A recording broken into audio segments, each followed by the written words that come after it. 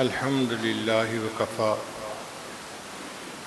وسلام علی عبادہ الذین اصطفیٰ اما بعد اعوذ باللہ من الشیطان الرجیم بسم اللہ الرحمن الرحیم الم یجدک یتیما فآویٰ سبحان ربک رب العزۃ عما یصفون وسلام علی المرسلین والحمد للہ رب العالمین اللہم صلی علی سیدنا محمد وعلی آل سیدنا محمد وبارک وسلم۔ گھروں میں مشاہدہ کیا گیا ہے کہ سیرپ کی بوتلوں پر لکھا ہوتا ہے شیک ویل بیفور یوز، کہ استعمال کرنے سے پہلے اس کو اچھی طرح ہلا لیجیے۔ ہلا لینے سے اس کی افادیت میں زیادتی ہو جاتی ہے۔ ایسا ہی نظر آتا ہے کہ اللہ رب العزت کے ہاں بھی یہی سنت ہے، جب کسی بندے کو نعمت دینا چاہتے ہیں تو نعمت دینے سے پہلے اس کو آزماتے ہیں، اور اس کی دلیل قرآن عظیم الشان سے ملتی ہے۔ اللہ تعالیٰ ارشاد فرماتے ہیں وَإِذِ ابْتَلَىٰ إِبْرَاهِيمَ رَبُّهُ بِكَلِمَاتٍ فَأَتَمَّهُنَّ، اور یاد کرو اس وقت کو جب آزمایا ابراہیم کو اس کے رب نے چند باتوں میں، اور وہ اس میں کامیاب ہو گئے۔ قَالَ إِنِّي جَاعِلُكَ لِلنَّاسِ إِمَامًا، اللہ نے فرمایا اے میرے ابراہیم میں آپ کو انسانوں کا امام بناتا ہوں۔ تو منصب امامت ملنے سے پہلے ان کو آزمایا گیا۔ پھر اللہ رب العزت نے اپنے خلیل سے کو حکم دیا کہ میرا گھر بنائیے۔ چنانچہ ابراہیم علیہ السلام نے اللہ کے گھر کو تعمیر کیا، اور ان کے بیٹے اسماعیل علیہ السلام نے ان کا تعاون کیا۔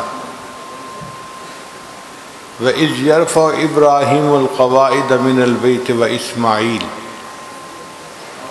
جب اللہ کا گھر بن کر تیار ہو گیا تو اللہ تعالیٰ نے فرمایا اے میرے ابراہیم علیہ السلام، آپ نے میرا گھر تعمیر کیا، اب مزدور کو مزدوری دینے کا وقت آ گیا، تو آپ مجھ سے مانگیے، جو مانگیں گے میں عطا کروں گا۔ ہم لوگ تو مزدور کو لانے سے پہلے اجرت طے کرتے ہیں، بھئی 200 روپیہ دن کا دیں گے، 100 روپیہ، 500 روپیہ۔ جو امیر لوگ ہوتے ہیں وہ پیسے طے نہیں کرتے، وہ کہتے ہیں بھئی آپ آ کر ہمارے گھر کا کام کر دو، ہم تمہیں خوش کر دیں گے۔ اللہ رب العزت نے بھی یہی کیا کہ میرے ابراہیم علیہ السلام آپ نے میرا گھر بنایا، اب آپ مانگیے مجھ سے کیا مانگتے ہیں۔ تو وہ بھی اللہ کے خلیل تھے، انہوں نے بھی اللہ سے عجیب دعا مانگی، اے اللہ میں آپ سے دنیا کا مال و منال نہیں مانگتا، میں آپ سے دنیا کا فضل و کمال نہیں مانگتا، اے اللہ میں وہ نعمت مانگتا ہوں جو آپ کے خزانے میں بھی صرف ایک ہی ہے۔ میرے ابراہیم آپ کیا مانگتے ہیں؟ اے اللہ میں آپ سے آمنہ کا لال مانگتا ہوں۔ چنانچہ ابراہیم علیہ السلام نے دعا مانگی ربنا وابعث فیہم رسولا، اللہ میں نے بیت اللہ بنا دیا، دین سکھانے والے کو بھیج دیجئے، مدرسہ بنا دیا، عبادت سکھانے والے کو بھیج دیجئے۔ اللہ رب العزت نے اس دعا کو قبول کیا، اور نبی علیہ السلام دنیا میں تشریف لائے۔ چنانچہ نبی علیہ السلام نے ارشاد فرمایا میں ابراہیم علیہ السلام کی دعا کی قبولیت بن کر دنیا میں آیا ہوں۔ اب جب نبی علیہ السلام نے دنیا میں تشریف لانا تھا تو یہ کائنات کی سب سے بڑی نعمت تھی، تو اللہ رب العزت نے نبی علیہ السلام کے اجداد میں سے، اقرباء میں سے 3 ہستیوں کو آزمایا۔ آزمائش ضروری ہے۔ ایک نبی علیہ السلام کے دادا حضرت عبد المطلب، ان کو آزمایا گیا۔ دوسرا نبی علیہ الصلوۃ والسلام کے والد گرامی حضرت عبداللہ، ان کو آزمایا گیا، اور تیسرا نبی علیہ السلام کی والدہ ماجدہ بیوی آمنہ، ان کو بھی آزمایا گیا۔ 3 ہستیوں کو آزمایا گیا، پھر نبی علیہ السلام دنیا میں تشریف لائے۔ حضرت عبد المطلب کا اصل نام تھا شیبہ۔ شیبہ عربی میں کہتے ہیں بوڑھے کو۔ تو شیبہ نام کیوں تھا؟ جب وہ پیدا ہوئے تھے تو ان کے سر کے بال تو کالے تھے، لیکن تھوڑے سے بال سفید تھے، ایک لٹ بالوں کی سفید تھی۔ ان سفید بالوں کی وجہ سے ان کا نام شیبہ پڑ گیا، بڈھا ہے۔ اور یہ شیبہ جو تھے یہ بچپن میں یتیم ہو گئے تھے۔ ان کی والدہ کا نام تھا سلمہ۔ وہ اپنے بیٹے کو لے کر اپنے میکے مدینہ طیبہ واپس آ گئی تھی۔ اب میکے میں غربت تھی، بچہ یتیم تھا، باپ سر پہ نہیں تھا تو کون خیال رکھتا؟ تو یہ بچہ مدینہ طیبہ میں بڑی غربت کے عالم میں پل رہا تھا۔ تاہم لڑکپن کی عمر کو جب پہنچا تو ایک مرتبہ شیبہ اپنے دوستوں کے ساتھ تیر اندازی کا مقابلہ کر رہا تھا۔ جیسے ہمارے ہاں اخروٹ کھیلتے ہیں یا کچھ اور چیزیں کھیلتے ہیں، اس زمانے میں نوجوان مل کر تیر اندازی کے مقابلے کیا کرتے تھے۔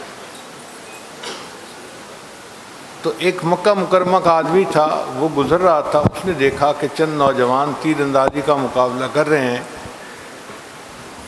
ان میں سے ایک ایسا لڑکا ہے کہ جب نشانہ لگاتا ہے ٹھیک نشانہ لگتا ہے، اور وہ بڑا ترنگ میں آ کے، بڑا خوشی میں آ کے کہتا ہے کہ مجھے یہ بات سجتی ہے کہ میرا نشانہ ٹھیک جگہ پر لگے، میں اتنے بڑے خاندان کا فرد ہوں۔ اس نے پوچھا کہ یہ کون ہے؟ ان کا جی یہ قریش خاندان کا بچہ ہے، اپنی والدہ کے ساتھ رہ رہا ہے اور بہت غربت کے عالم میں پل رہا ہے، مگر اس کو اپنی خاندانی شرافت اور خاندانی عزت کے اوپر بڑا ناز ہے، اس لیے یہ دوسروں کو سناتا ہے کہ میں فلاں خاندان کا بچہ ہوں۔ یہ بندہ نبی علیہ السلام کے چچا مطلب کا دوست تھا۔ وہ واپس مکہ مکرمہ آیا اور اس نے آ کے مطلب کو یہ سارا واقعہ سنایا اور آر دلائی کہ تم کیسے چچا ہو، تم نے اپنے بھتیجے کو غربت کے حال میں وہاں چھوڑا ہوا ہے، کوئی خیال رکھنے والا نہیں، کھانے کو نہیں ملتا، پینے کو نہیں ملتا، کم از کم اپنے بھائی کے بیٹے کو خود ہی پال لیتے۔ تو مطلب نے قسم کھا لی کہ جب تک میں اپنے بھتیجے کو مکہ نہیں لے کے آؤں گا چین سے نہیں بیٹھوں گا۔ چنانچہ مطلب مدینہ گئے، لڑکے کی ماں سے بات کی کہ حق تو آپ کا ہے کہ بچہ آپ کے پاس رہے، مگر یہاں وسائل نہیں اور بچہ ضائع ہو رہا ہے، صحیح پرورش نہیں ہو رہی، بہتر یہ ہے کہ یہ بچہ ہمارے حوالے کرو، بڑے خاندان میں جا کر پلے گا، عزت کے ماحول میں رہے گا، کھانا پینا اچھا ہوگا، نیوٹریشن اچھی ہوگی، تو بچے کی جسمانی صحت بھی بہتر ہوگی اور اس کے اندر جو صفات ہوں گی وہ بھی اچھی نمایاں ہوں گی۔ سلمہ نے اپنے رشتہ داروں سے مشورہ کیا تو سب نے مشورہ دیا کہ بچے کو وہاں بھیج دینا زیادہ بہتر ہے۔ چنانچہ مطلب اپنے بھتیجے شیبہ کو لے کر مدینہ سے مکہ مکرمہ آئے۔ جب مکہ مکرمہ داخل ہو رہے تھے تو کسی بندے نے دیکھا کہ مطلب اپنے پیچھے ایک لڑکے کو بٹھا کے لا رہے ہیں۔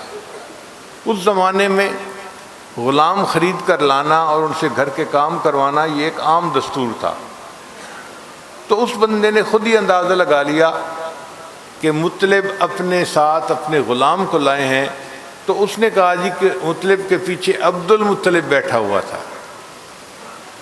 حالانکہ یہ عبد المطلب نہیں تھے، یہ تو مطلب کے بھتیجے تھے، مگر نام عبد المطلب پڑ گیا تو شیبہ کا نام عبد المطلب مشہور ہو گیا۔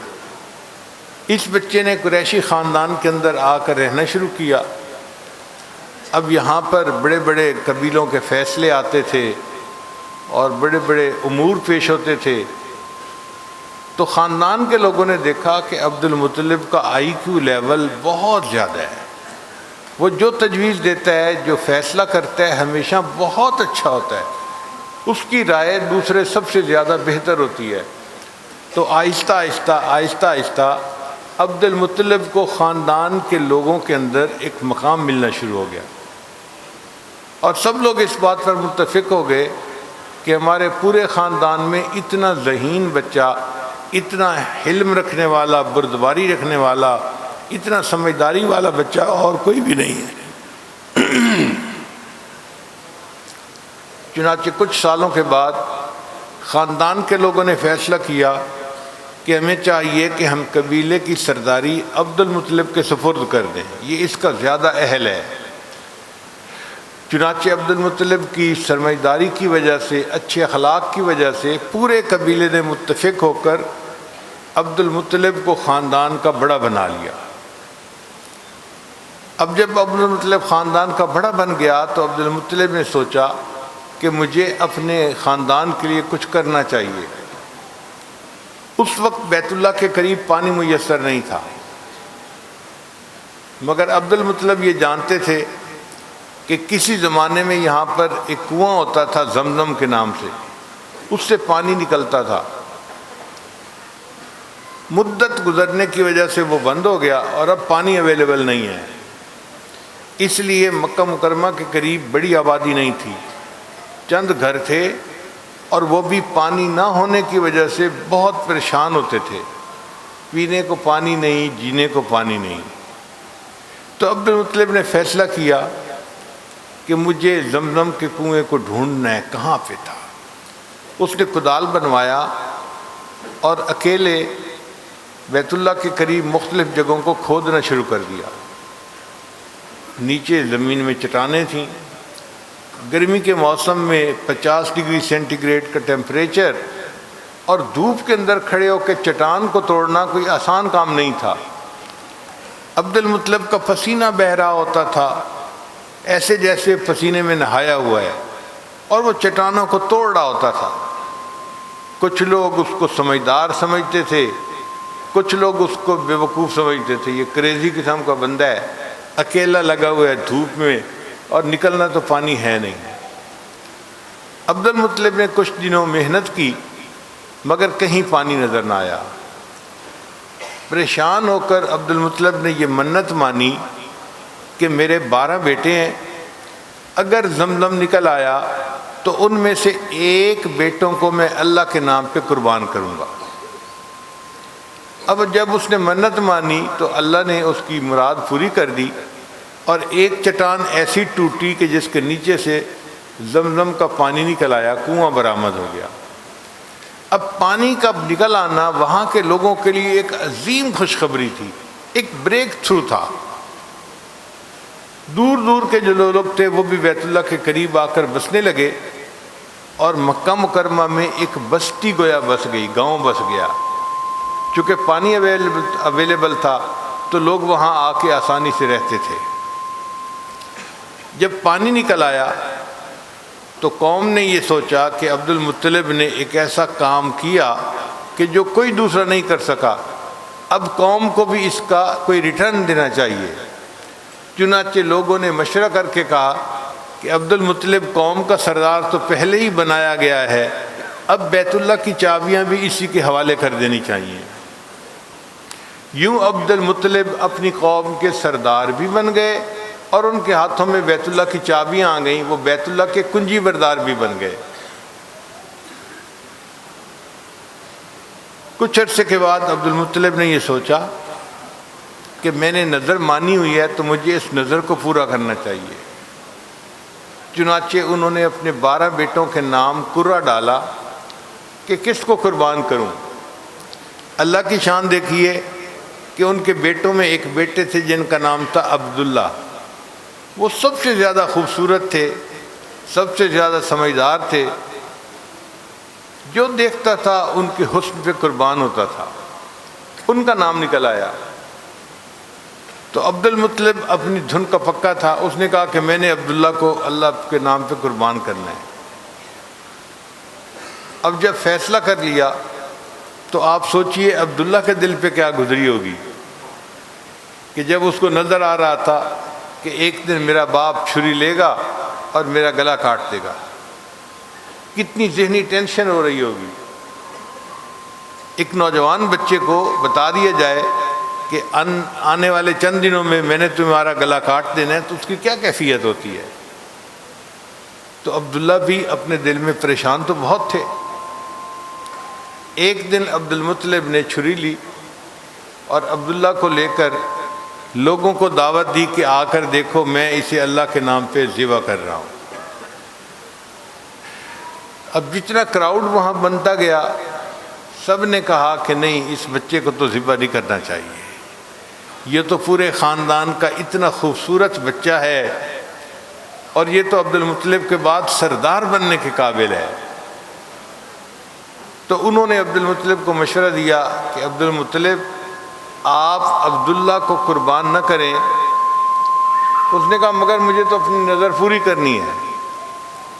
ان کا نظر پوری کرنے کا ایک طریقہ یہ بھی ہے کہ تم عبداللہ کی جگہ اونٹوں کو قربان کر دو۔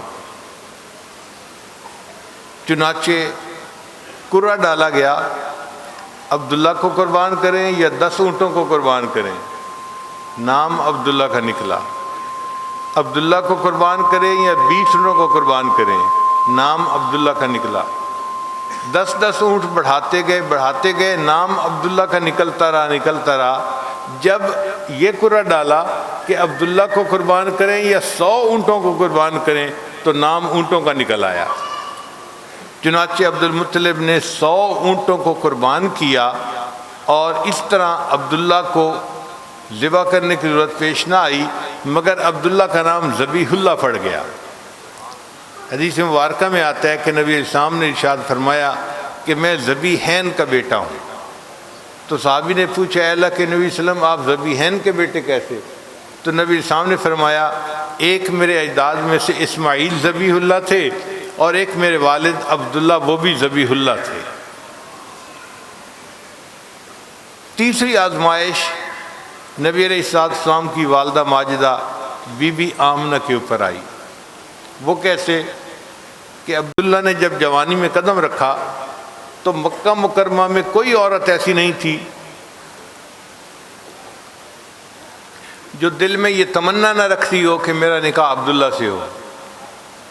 ہر عورت تمنا کرتی تھی، دعائیں مانگتی تھی، بلکہ کتابوں میں تو واقعات ہیں کہ فاطمہ نامی ایک عورت نے ڈائریکٹ حضرت عبداللہ سے خود بات کی کہ میں آپ سے نکاح کرنا چاہتی ہوں، مگر انہوں نے جواب دیا کہ جو میرے والد طے کریں گے میں اسی کو پسند کروں گا۔ اب حضرت عبد المطلب نے دل میں سوچا کہ میں اپنے بیٹے کا رشتہ کر دیتا ہوں۔ انہوں نے مکہ مکرمہ میں رشتے دیکھے مگر کوئی رشتہ پسند نہیں آیا۔ جیسے ہوتا ہے نا دل ٹھک جانا، ان کا دل نہیں ٹھکا کسی کے اوپر۔ تو انہوں نے فیصلہ کیا چلو ذرا مدینہ طیبہ جا کے دیکھتے ہیں۔ مدینہ طیبہ میں ایک قبیلہ تھا، اس کا نام تھا بنو زہرہ۔ ان کے ہاں ایک بچی تھی، ابھی جوانی کی عمر میں قدم رکھا تھا، اس کا نام تھا آمنہ۔ آمنہ کہتے ہیں امانت کا خیال رکھنے والی۔ اس کے اخلاق کے بارے میں جب سنا، ادب کے بارے میں جب سنا، شرافت کے بارے میں جب سنا، تو عبد المطلب کو وہ بچی پسند آئی۔ انہوں نے رشتہ ڈالا اور بچی والا نے حضرت عبداللہ کو دیکھتے ہی رشتہ پسند کر لیا۔ یوں حضرت عبداللہ کا نکاح بی بی آمنہ کے ساتھ ہو گیا۔ شادی کے بعد یہ کپل واپس مکہ مکرمہ آ گیا۔ ابھی چند مہینے ہی میاں بیوی آپس میں اکٹھے رہے تھے کہ ایک قافلہ شام کی طرف تجارتی سفر پر جانے لگا۔ حضرت عبد المطلب نے اپنے بیٹے حضرت عبداللہ سے فرمایا کہ بیٹے اگر تم بھی قافلے میں چلے جاؤ تو کچھ سامان یہاں سے لے جاؤ گے تو شام میں بیچ دو گے، وہاں سے لاؤ گے یہاں بیچ دو گے، کچھ نفع ہو جائے گا، اور تمہاری بھی شادی نئی ہے، اخراجات میں آسانی ہوگی، سہولت ہو جائے گی بیوی کو۔ تو حضرت عبداللہ اس کے لیے تیار ہو گئے۔ اب آج کل تو سفر 4 گھنٹے میں آپ سعودی عرب پہنچ جاتے ہیں، مگر اس زمانے کا سفر مشقت والا ہوتا تھا، اونٹوں پہ ہوتا تھا، سڑکیں نہیں ہوتی تھیں، پہاڑوں کے اوپر چڑھ کے ایک طرف سے دوسری طرف اترنا ہوتا تھا، مسافت تھوڑی ہوتی تھی، مشقت بہت ہوتی تھی۔ چنانچہ شام پہنچنے میں 3 مہینے لگ جاتے تھے اور واپس آنے میں 3 مہینے، اور اگر 1-2 مہینے کاروبار میں لگ گئے، اس کا مطلب یہ 7-8 مہینے کا سفر ہوا کرتا تھا۔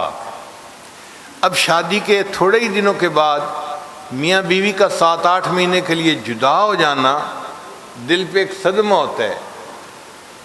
تو بی بی آمنہ دل میں بہت غمزدہ تھیں کہ میرا خامد مجھ سے 7-8 مہینے کے لیے الگ ہو جائے گا، اور حضرت عبداللہ بھی بڑے اداس تھے، بہت سیڈ تھے کہ میری ابھی شادی ہوئی اور جوان خوبصورت دل میں محبت کرنے والی گھر کرنے والی بیوی کو چھوڑ کے مجھے سفر کرنا پڑ رہا ہے۔ جس دن حضرت عبداللہ نے روانہ ہونا تھا اس دن بی بی آمنہ کے چہرے پہ غم کے آثار تھے۔ تو حضرت عبداللہ نے ان کو انکریج کرنے کے لیے کہا، آمنہ پریشان نہ ہو، میں جلدی آنے کی کوشش کروں گا۔ اچھا تم میرے ساتھ ایک وعدہ کرو کہ جس دن قافلہ واپس آئے گا تو میں گھر میں داخل ہوں گا نا، تو گھر کے دروازے پر ہی میں تمہیں دیکھوں، یہ نہ ہو کہ آپ کسی کمرے میں بیٹھی ہوں اور میں گھر میں داخل ہو کے آپ کو ڈھونڈتا پھروں۔ جب میں آؤں تو دروازے کے بالکل ساتھ تم کھڑی ہونا، میں سب سے پہلے تمہارا چہرہ دیکھنا چاہوں گا۔ بیوی نے وعدہ کر لیا۔ لو میاں بیوی کے درمیان یہ بات طے ہو گئی اور حضرت عبداللہ سفر پہ روانہ ہو گئے۔ وقت گزرتا گیا، ایک دن اس قافلے کے آنے کی اطلاع ملی کہ کل قافلہ پہنچ جائے گا۔ مکہ مکرمہ کے ہر گھر کے اندر خوشی دوڑ گئی۔ عورتوں نے گھروں کی صفائی کی، بچوں کو نہلایا، اچھے کپڑے پہنائے، اچھے کھانے بنائے اور اپنے خامدوں کے استقبال کے لیے تیاری کر لی۔ بی بی آمنہ نے بھی اپنے ہسبینڈ سے وعدہ کیا تھا کہ میں دروازے کے قریب آپ کا استقبال کروں گی، چنانچہ انہوں نے بھی صاف ستھرے کپڑے پہن کے صبح سے وہ جو باہر کا دروازہ تھا نا اس کے قریب آ کر ایک جگہ پر بیٹھ گئی کہ جیسے ہی دروازہ کھٹکھٹایا جائے گا میں دروازہ کھولوں گی اور اپنے خامند کا استقبال کروں گی، اس کو اہلا و سہلا کہوں گی۔ صبح سے انتظار کرتے کرتے مغرب کا وقت ہو گیا، حضرت عبداللہ گھر نہیں آئے۔ تو بی بی آمنہ کا دل اور پریشان ہوا۔ انہوں نے گھر کے لوگوں کو بتایا کہ میرے ہسبینڈ تو آئے نہیں۔ جب پتہ کیا گیا تو جہاں قافلہ آیا تھا وہاں سے ہر بندہ اپنے گھر کو جا چکا تھا۔ تو پتہ چلا کہ بھئی حضرت عبداللہ گھر کیوں نہیں آئے؟ قافلے والوں نے بتایا کہ جناب واپسی کے سفر میں ان کو بخار ہو گیا تھا اور ان کا وزن بہت کم ہو گیا تھا، ویٹ لوز کر لیا تھا اور بالکل پتلے دبلے ہو گئے تھے۔ راستے میں مدینہ طیبہ پڑتا ہے، جب وہاں پہنچے تو سسرال والوں نے انہیں دیکھا اور انہیں کہا کہ آپ تو بہت کمزور ہو گئے، اس حالت میں سفر نہ کریں، ہمارے پاس رہ جائیں، ہم آپ کا علاج کرواتے ہیں، جب صحت مند ہو جائیں گے پھر واپس مکہ چلے جانا۔ تو حضرت عبداللہ تو مدینہ طیبہ میں ہی رک گئے اپنے سسرال میں۔ چنانچہ مکہ مکرمہ سے لوگ ان کی عیادت کرنے کے لیے مدینہ طیبہ گئے۔ اللہ کی شان دیکھیں کہ چند مہینے وہاں بیمار رہنے کے بعد حضرت عبداللہ اللہ کو پیارے ہو گئے۔ جب حضرت عبداللہ کی وفات ہوئی اس وقت بی بی آمنہ امید سے تھیں اور ان کو امید ہوئے تقریباً 7واں مہینہ گزر رہا تھا، یعنی بچے کی ولادت میں ابھی 2-3 مہینے کا وقفہ تھا۔ اس حال میں حضرت عبداللہ کی وفات ہو گئی۔ اب بتائیے کہ بی بی آمنہ کے دل پہ کتنی ٹینشن ہوگی، کتنا غم ہوگا، کتنا صدمہ ہوگا۔ اس وقت بی بی آمنہ کی عمر تھی 16 سال اور حضرت عبداللہ کی عمر تھی 18 سال۔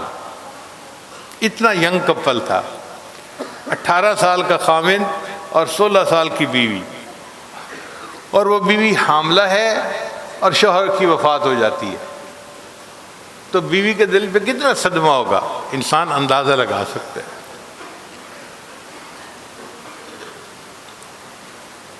بی بی آمنہ فرماتی ہیں کہ میں حاملہ تو تھی، لیکن حمل والی عورتوں کو جو نشانیاں نظر آتی ہیں نا، الٹی آنا، قے آنا، کھانا اچھا نہ لگنا، مجھے اس میں سے کوئی نشانی نظر نہیں آتی تھی، میں بالکل نارمل محسوس کرتی تھی۔ ہاں، بچہ میرے پیٹ میں پیدائش پا رہا تھا اور بڑھ رہا تھا، البتہ مجھے 3 نشانیاں اپنی زندگی میں نظر آتی تھیں۔ پہلی نشانی کہ اس وقت میں جب بھی میں کام کے لیے گھر سے باہر نکلتی تو آسمان پر ایک بادل سایہ کر دیتا تھا، مجھے دھوپ کے اندر چلنے کی نوبت ہی نہیں پیش آتی تھی۔ اور دوسری نشانی میں یہ دیکھتی تھی کہ جب میں کسی درخت کے قریب سے گزرتی تو درخت کی ٹہنیاں میری طرف کو جھک جاتی تھیں، ایسے لگتا تھا کہ جیسے درخت مجھے سلام کر رہا ہے۔ اور تیسری نشانی کہ جب میں زمزم کنویں پر جاتی پانی بھرنے کے لیے تو کنویں کا پانی تو 20-25 فٹ نیچے تھا جو ڈول کے ذریعے سے نکالا جاتا تھا، میرے وہاں پہنچتے ہی پانی آہستہ آہستہ آہستہ آہستہ اوپر آ جاتا، حتیٰ کہ کنارے سے 1-2 فٹ کے فاصلے تک رہ جاتا، اور میں کنارے پر بیٹھ کر ڈول کھینچنے کی بجائے ویسے ہی اس میں سے پانی بھر لیا کرتی تھی۔ میرے ساتھ کی لڑکیاں مجھے کہتی آمنہ تم گھر نہ جاؤ، یہیں کھڑی رہو، تمہاری وجہ سے پانی بھرنا آسان ہو جائے گا، ورنہ ہمیں مشقت اٹھانی پڑے گی۔ میں اپنی زندگی میں یہ 3 نشانیاں دیکھتی تھی تو میں سوچتی تھی ہو سکتا ہے جو بچہ میرے بطن میں پرورش پا رہا ہے یہ کوئی بڑا برکت والا بچہ ہو، بس یہ میں سوچتی تھی۔ مگر میرا دل اپنے خامد کی وفات کی وجہ سے غمزدہ بھی بڑا تھا اور خرچے میں تنگی بھی بہت تھی۔ پھر ایک وقت ایسا آیا کہ آسمان کے اوپر سرخ ستارہ چمکنے لگا۔ تورات اور انجیل میں یہ نشانی تھی کہ جو نبی آخر الزمان تشریف لائیں گے ان کی پیدائش سے پہلے آسمان پہ سرخ ستارہ چمکے گا۔ جب یہودی علماء نے سرخ ستارہ کو دیکھا تو وہ تلاش میں لگ گئے کہ اب یہ بچہ کہاں پیدا ہوتا ہے، کیونکہ یہودی مدینہ طیبہ میں رہتے تھے، انہوں نے پہلے مدینہ طیبہ میں پتہ کروایا، پتہ چلا کہ مدینہ طیبہ میں بہت ساری عورتیں حاملہ ہیں، مگر بچے کی ولادت میں ابھی 5 مہینے باقی ہیں، 2 مہینے باقی ہیں، 7 مہینے باقی ہیں، زیادہ ٹائم باقی تھا، قریب نہیں تھا کہ کوئی بچہ 1-2 مہینے کے اندر اندر پیدا ہونے والا ہو۔ تو انہوں نے کہا کہ اچھا پھر ایسے کرو کہ مکہ مکرمہ میں پتہ کراؤ۔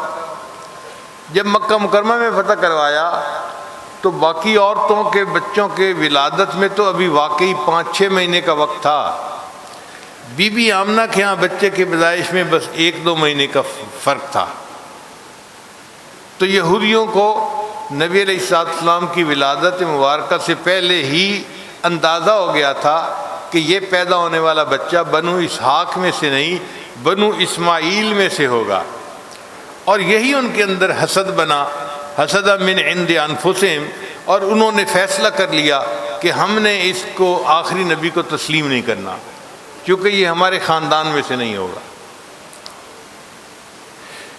خیر وہ دن آیا جب بی بی آمنہ کے ہاں بچے کی ولادت ہوئی۔ بی بی آمنہ فرماتی ہیں کہ صبح سحری کے وقت بچے کی ولادت ہوئی، مگر میرے پاس پیسے نہیں تھے کہ میں گھر میں چراغ جلاتی، تیل ڈالنے کے پیسے نہیں تھے، تو بچے کی ولادت اندھیرے کی حالت میں ہوئی۔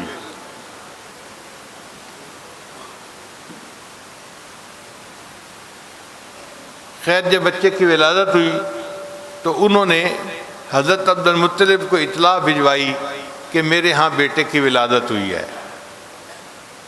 حضرت عبد المطلب کو بڑی خوشی ہوئی کہ میرا بیٹا تو فوت ہو گیا مگر ہمیں اپنی نشانی دے گیا، اور آج میرے ہاں پوتے کی پیدائش ہوئی ہے۔ وہ آئے، انہوں نے بچے کو اٹھایا اور برکت کے لیے بچے کو بیت اللہ لے گئے۔ اس دور میں مکہ مکرمہ میں جب کوئی بچہ پیدا ہوتا تھا، سب سے پہلا کام کہ برکت حاصل کرنے کے لیے، دعائیں کرنے کے لیے اس کو بیت اللہ لے جاتے تھے۔ تو حضرت عبد المطلب بھی اس بچے کو بیت اللہ لے کے گئے۔ وہ سمجھتے تھے کہ برکت مل جائے گی، اور ان کو یہ نہیں پتا تھا کہ جس ہستی کو میں لے کر جا رہا ہوں، اللہ نے تو اس کو کائنات کے لیے رحمت للعالمین بنا کے بھیجا ہے۔ خلیل اللہ نے جس کے لیے حق سے دعائیں کیں، ذبیح اللہ نے وقت ذبح جس کی التجائیں کی،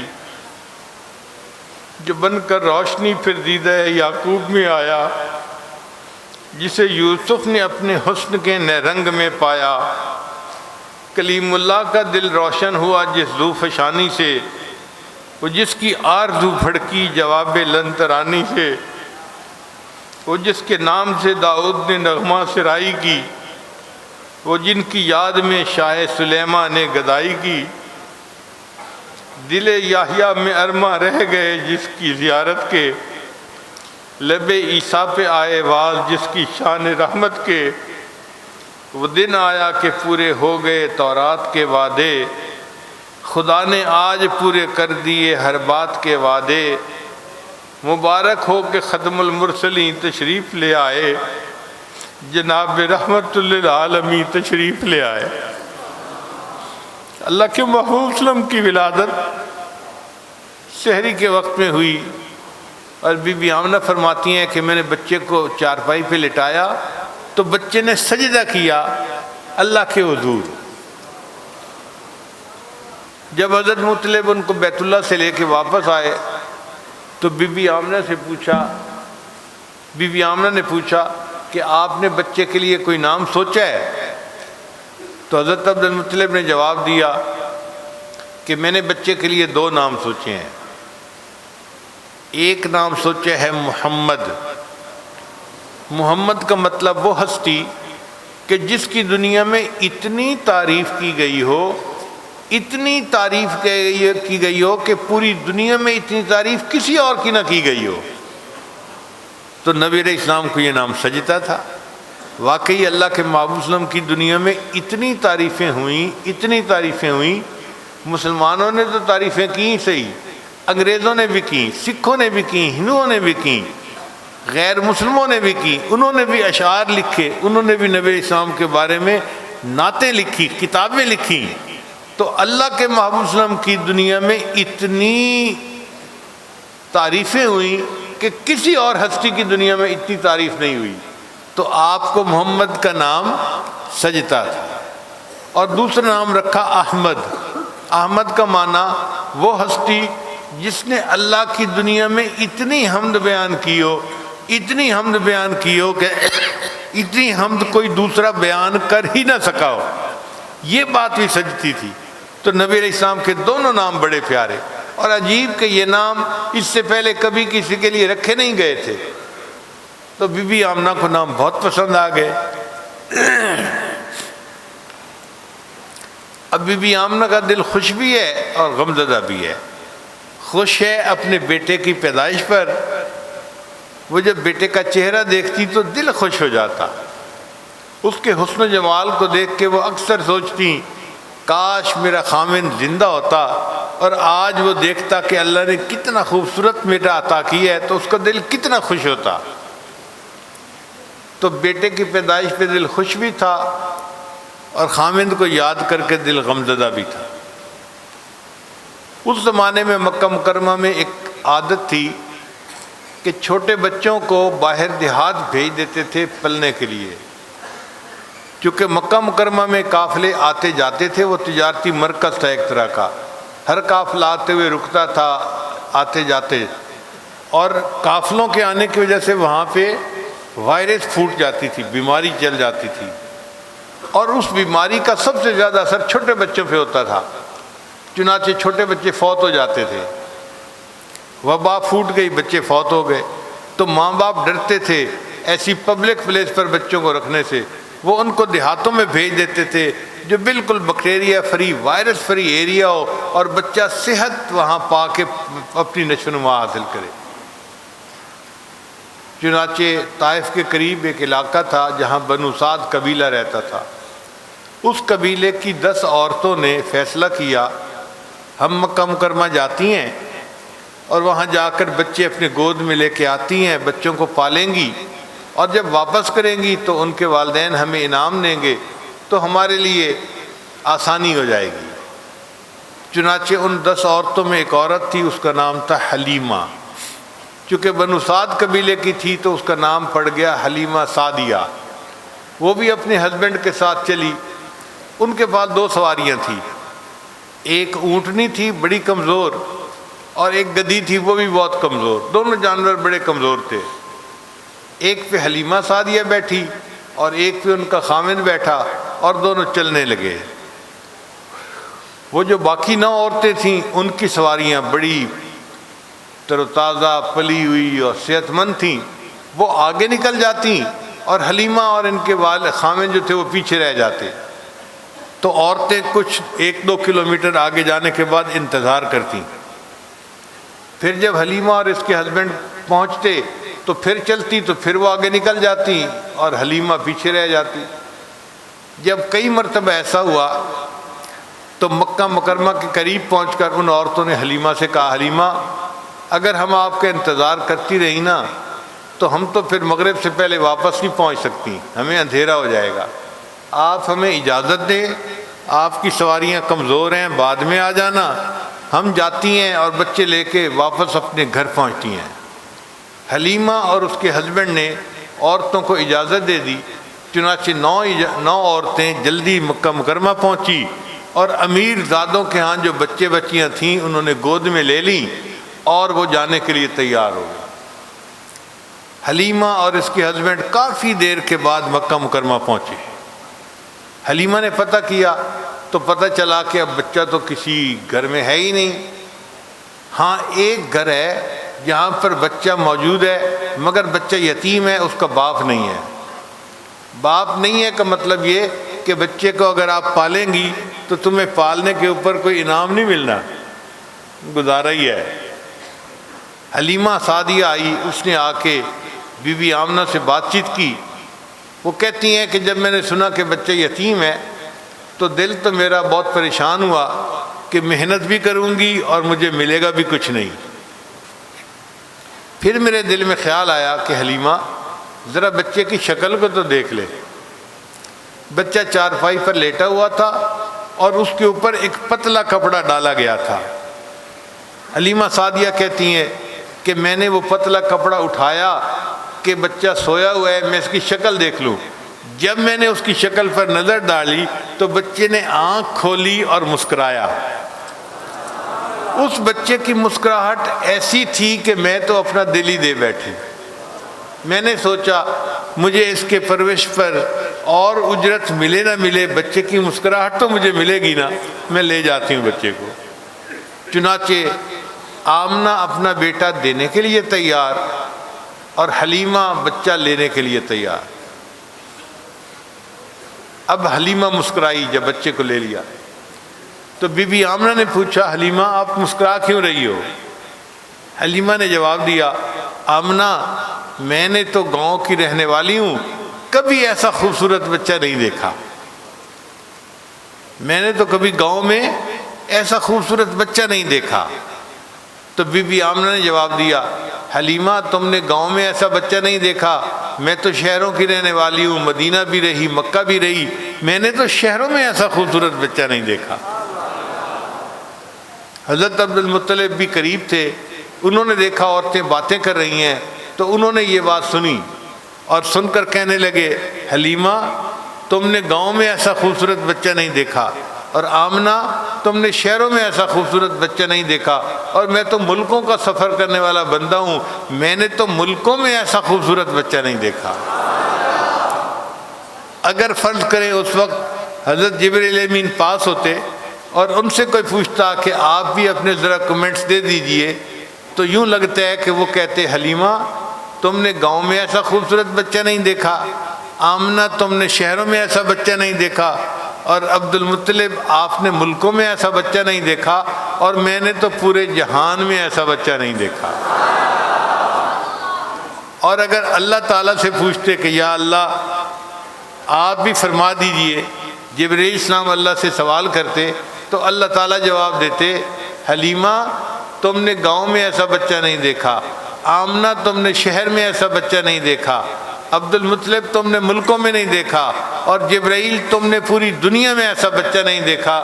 میں خدا جواب دیتا ہوں کہ میں نے اپنی پوری مخلوق میں ایسا خوبصورت بچہ نہیں دیکھا۔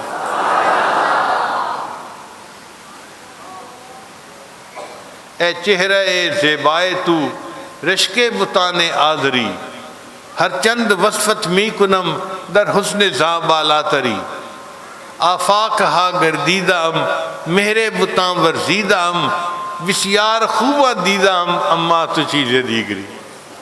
اللہ نے اپنے محبوب صلی اللہ علیہ وسلم کو کیا حسن و جمال عطا کیا تھا کہ کائنات میں کہیں اور حسن کی نظیر مل ہی نہیں سکتی تھی۔ جیسے اللہ تعالیٰ اپنی خدائی میں یکتا ہیں، نبی علیہ السلام اپنی مصطفائی میں یکتا ہیں۔ تو اللہ نے اپنے محبوب صلی اللہ علیہ وسلم کو ایسا حسن و جمال عطا کیا تھا۔ چنانچہ نبی علیہ السلام کا حسن و جمال ایسا تھا کہ حضرت حسان لانو آپ کو دیکھ کے کہا کرتے تھے وَأَحْسَنَ مِنْكَ لَمْ تَرَ قَطُّ عَيْنِي، اے محبوب صلی اللہ علیہ وسلم آپ سے زیادہ خوبصورت تو چہرہ کبھی آنکھ نے دیکھا نہیں، وَأَجْمَلَ مِنْكَ لَمْ تَلِدِ النِّسَاءُ، اور آپ سے زیادہ خوبصورت بیٹا کبھی کسی عورت نے جنا ہی نہیں، خُلِقْتَ مُبَرَّأً مِّن كُلِّ عَيْبٍ، اے محبوب آپ اس طرح عیب سے مبرہ ہو کر پیدا ہوئے ہیں کَأَنَّكَ قَدْ خُلِقْتَ كَمَا تَشَاءُ، کہ جیسے آپ اپنے من پسند کا حسن لے کے دنیا میں آئے ہوں۔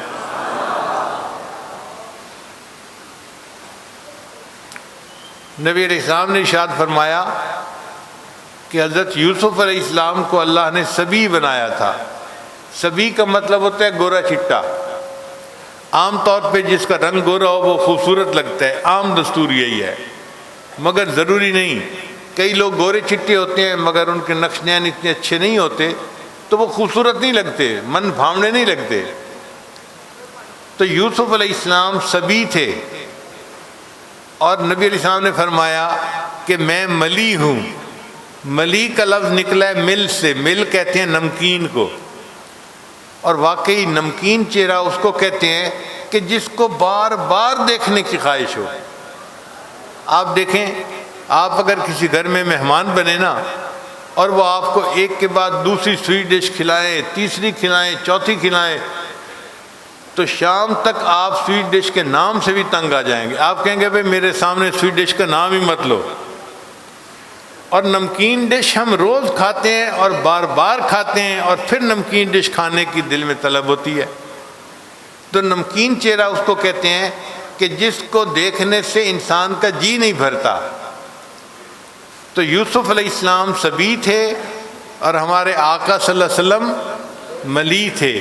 چنانچہ دونوں کے حسن کا فرق سمجھ لیجئے کہ یوسف علیہ السلام کا حسن ایسا تھا کہ جو بندہ دیکھتا تھا ان کے حسن کی وجہ سے، گورے رنگ کی وجہ سے اس کی نظر ٹکتی نہیں تھی، نظر ہی نہیں ٹکتی تھی چہرے کے اوپر۔ اس لیے تو مصر کی عورتوں نے کہا تھا ما ھذا بشرا ان ھذا الا ملک کریم، یہ انسان نہیں، یہ تو کوئی فرشتہ ہے۔ تو یوسف علیہ السلام کا حسن ایسا تھا کہ ان کے چہرے پہ کسی کی نظر ٹکتی نہیں تھی، اور میرے آقا صلی اللہ علیہ وسلم کو اللہ نے ایسا حسن دیا تھا کہ جو آقا کے چہرے پہ نظر ڈالتا تھا اس کی نظر چہرے سے ہٹتی نہیں تھی، دیکھتے رہنے کو جی چاہتا تھا، ایسا اللہ نے حسن دیا تھا۔ تو یوسف علیہ السلام کو حسن کی شاخ ملی تھی، اور ہمارے آقا صلی اللہ علیہ وسلم کو حسن کا مرکز ملا تھا۔ ذرا یہاں یہ مسئلہ بھی سمجھ لیجئے کہ جب دائرہ بناتے ہیں نا تو اس کے لیے سب سے پہلے مرکز کا تعین کرتے ہیں کہ یہاں پہ دائرہ بنانا ہے. سب سے پہلے تعین کس جگہ کا ہوتا ہے؟ مرکز کا. پھر دائرے کا وجود شروع ہوتا ہے، پرکار رکھتے ہیں اور دائرہ بننا شروع ہوتا ہے. پھر جب دائرہ بن جاتا ہے تو آخر کے اوپر پرکار مرکز سے ہٹائی جاتی ہے، یعنی مرکز پر پرکار سب سے پہلے رکھی جاتی ہے اور سب سے آخر پر مرکز سے پرکار اٹھائی جاتی ہے. یہ بات سمجھ آ گئی نا؟ تو آپ یوں سمجھیے کہ انبیاء کرام جتنا دنیا میں تشریف لائے وہ نبوت کا ایک دائرہ تھا اور نبی علیہ السلام اس دائرے کا مرکز تھے، لہذا آپ اول بھی تھے اور آخر بھی تھے. اول بھی تھے اور نبی علیہ السلام نے ارشاد فرمایا کنت نبیا و آدم و بین الماء والطین، کہ جب آدم السلام پانی اور مٹی کی حالت میں تھے میں اس وقت بھی اللہ کا نبی تھا. تو نبوت آپ کو اللہ نے اس وقت بھی عطا فرمائی تھی، اظہار اس کا اس وقت ہوا جب آپ کی عمر مبارک 40 سال کی ہوئی. اس لیے انبیاء کو جتنے کمالات ملے وہ نبی علیہ السلام کے صدقے ملے، ان کی وجہ سے ملے. چونکہ آپ انبیاء میں اول بھی تھے اور انبیاء میں آخر بھی تھے. ظاہراً آپ دنیا میں سب سے آخر پہ تشریف لائے اور نبوت ملنے کے اعتبار سے آپ سارے انسانوں میں سب سے پہلے تھے. اسی کو حضرت نانوتوی رحمۃ اللہ نے فرمایا سب سے پہلے نبوت کے انوار سے نقش روئے محمد بنایا گیا، پھر اسی نقش سے مانگ کر روشنی بزم کون و مکان کو سجایا گیا. تو نبی علیہ السلام اول بھی تھے اور آخر بھی تھے. اور ہوتا اسی طرح ہے. آپ دیکھیں جب کوئی مجلس ہوتی ہے تو پہلے تلاوت ہوتی ہے، پھر نعت ہوتی ہے، پھر ایک بندے کی تقریر، پھر دوسرے بندے کی تقریر، پھر تیسرے کی تقریر، تقریریں ہوتی رہتی ہیں اور سب سے آخر پہ جو مہمان خصوصی ہوتا ہے ان کو بلایا جاتا ہے اور ان کی تقریر کے بعد پھر مجلس برخاست ہو جاتی ہے. ایسا ہی ہوتا ہے نا؟ اب مجلس تو قائم کی گئی تھی مہمان خصوصی کے لیے، لیکن ان کو سٹیج پہ کب لایا گیا؟ سب سے کائنات اللہ نے بنائی تھی نبی علیہ السلام کے لیے. فرمایا میرے محبوب لولاک لما خلقت الافلاک، آپ نہ ہوتے میں کائنات کو پیدا نہ کرتا. تو کائنات بنائی گئی نبی علیہ السلام کے واسطے، مگر اللہ نے اپنے محبوب کو سب سے آخر پر سٹیج دنیا میں بلایا. اس لیے نبی علیہ السلام خاتم النبیین، سب سے آخر پر دنیا میں تشریف لانے والے. اور جب نبی علیہ السلام نے دنیا سے پردہ فرمایا اب اللہ نے اس دنیا کی محفل کو ختم کرنے کا ارادہ فرما لیا. اس لیے نبی علیہ السلام نے فرمایا کہ میں اور قیامت اس طرح جڑے ہوئے ہیں. اقتربت الساعۃ وانشق القمر، چاند دو ٹکڑے ہو گیا، قیامت قریب ہو گئی. چنانچہ اب ہم جو یہ وقت گزار رہے ہیں نا، یہ بس آپ سمجھیے کہ قیامت بہت جلدی قریب آنے والی ہے اور درمیان میں تھوڑا سا وقت لگ رہا ہے، جیسے مجلس برخاست کرنے میں وقت لگتا ہے. ورنہ جو مہمان خصوصی تھے وہ تشریف لائے اور دنیا سے واپس پردہ فرما لیا اور اس دنیا کے بنانے کا مقصد جو تھا اللہ نے پورا فرما دیا. نبی علیہ السلام نے ارشاد فرمایا اب میرے بعد 30 نبی آئیں گے جو جھوٹے ہوں گے، دجالون کذابون، وہ دھوکہ دینے والے ہوں گے، جھوٹ بولنے والے ہوں گے. وہ قیامت سے پہلے میرے بعد 30 ایسے بندے آئیں گے. ان میں سے ایک مرزا غلام احمد قادیانی بھی تھا اور شکل اس کی ولیوں جیسی نہیں تھی، نبیوں والی تو بڑی دور کی بات ہوتی ہے. کوئی بھینگا بھی اللہ کا نبی ہو سکتا ہے؟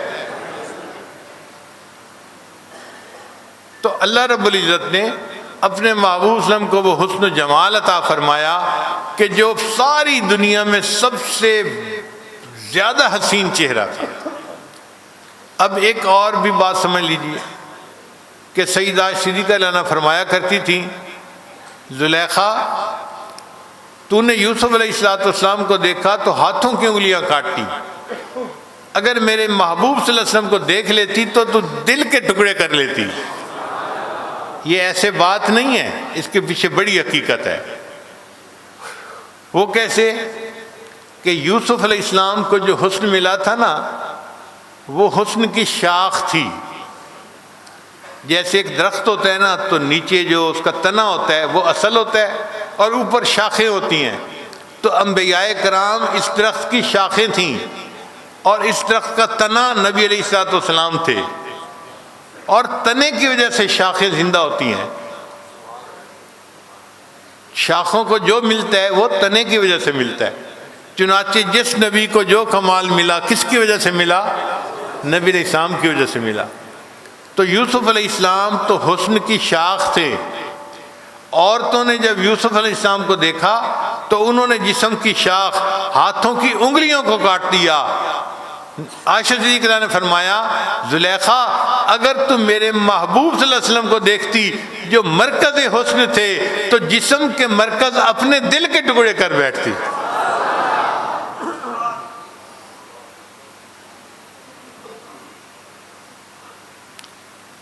بہرحال حلیمہ اس بچے کو لینے کے لیے تیار، اور بی بی آمنہ اس بچے کو دینے کے لیے تیار۔ تاہم بی بی آمنہ نے دعا دے کے بچے کو رخصت کیا۔ یہ جو ہوتا ہے نا کہ ماں دعا دے کے بچے کو رخصت کرے، یہ عجیب قبولیت کا وقت ہوتا ہے۔ آپ دیکھیے،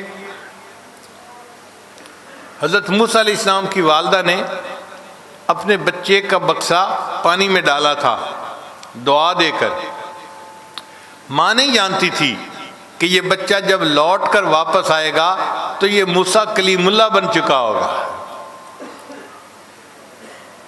سلمہ نے اپنے بیٹے عبد المطلب کو دعا دے کے رخصت کیا تھا، اور سلمہ نہیں جانتی تھی کہ میرا بیٹا مکہ مکرمہ جا کے والی بیت اللہ بن چکا ہوگا۔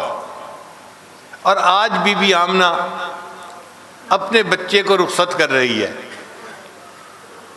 بی بی ہاجرہ نے بھی اپنے بچے اسماعیل علیہ السلام کو رخصت کیا تھا دعائیں دے کے، اور بی بی ہاجرہ نہیں جانتی تھیں کہ میرا بیٹا لوٹ کر آئے گا تو اسماعیل ذبیح اللہ بن چکا ہوگا۔ اور آج بی بی آمنہ اپنے بچے کو دعا دے کے رخصت کر رہی ہیں، اور وہ نہیں جانتی تھیں یہ بچہ لوٹ کر آئے گا تو ایک وقت ہوگا کہ یہ محمد الرسول اللہ بن چکا ہوگا۔ اس لیے نوجوان بچے اپنی ماں کی دعائیں لیں تاکہ اللہ ان کو دنیا اور آخرت کی عزتیں عطا فرمائیں۔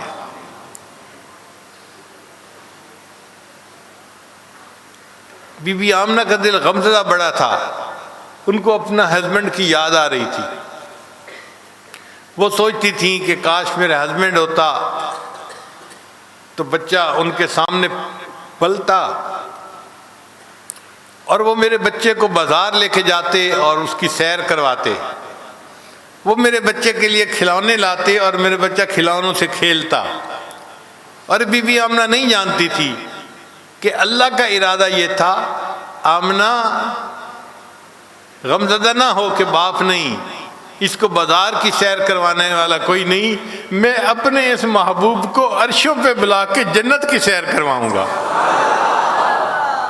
اور آمنہ یہ بھی غم نہ کر کہ کوئی میرے بچے کے لیے کھلونے والا نہیں، میں اپنے اس محبوب کے لیے آسمان کے چاند کو کھلونا بنا دوں گا۔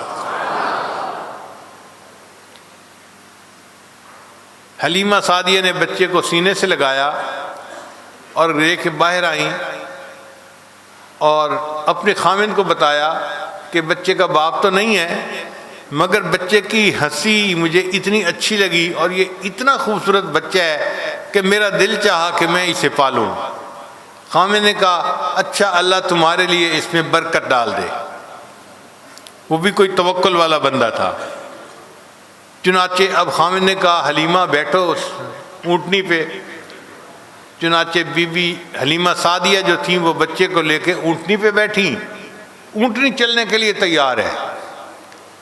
جب ان کے ہسبینڈ آگے بیٹھے کہ میں اونٹنی کی لگام پکڑوں اور چلاؤں، کنٹرول کروں، تو اونٹنی چلتی نہیں۔ تو حلیمہ کے خاوند نیچے اترے، جیسے نیچے اترے اونٹنی پھر چلنے کے لیے تیار، جب پھر آگے بیٹھتے ہیں تو اونٹنی چلتی نہیں۔ ایک دو دفعہ ایسا کرنے کے بعد اس کے خاوند کہنے لگے اونٹنی کو مسئلہ کیا ہے؟